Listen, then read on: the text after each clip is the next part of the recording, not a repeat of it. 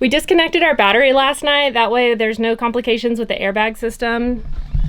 Here is the negative terminal that is no longer touching the battery that's underneath here. We're gonna start off by removing the box that's under the seat as well as the bolts. This box has, I have no clue what's in it. We've never actually opened it.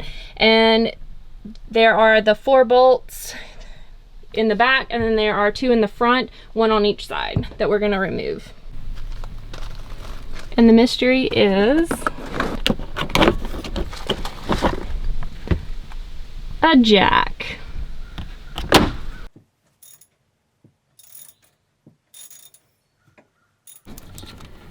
Now that Jelaine has the seat unbolted, she's about to disconnect these 3 wires right in here, and then we'll be able to lift the seat out and start putting on the swivel seat attachment.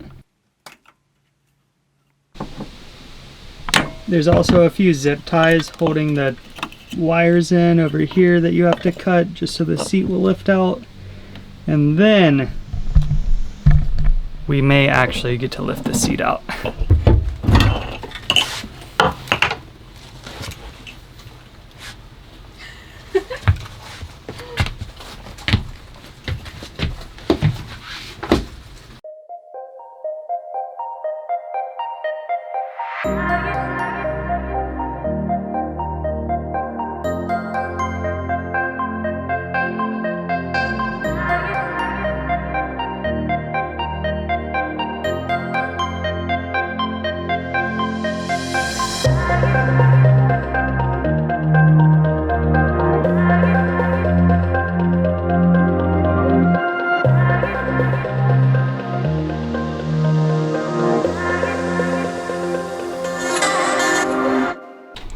So this bolt is giving us a little bit of trouble, so we took off all the bolts, made sure it was all aligned correctly again, and put on the bolts, and it's still giving us trouble. So we are going to try to like drive it in with that thing out there. Hopefully that'll work.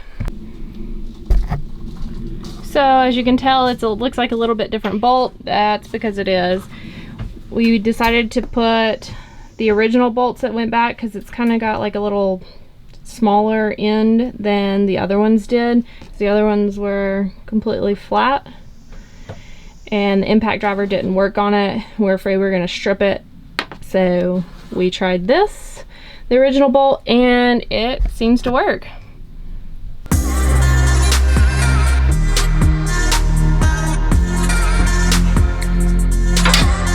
Success! Thank you for watching today's video, and as always, it's time for our tips, tricks, mistakes, and costs. So the first tip is definitely make sure you disconnect your battery.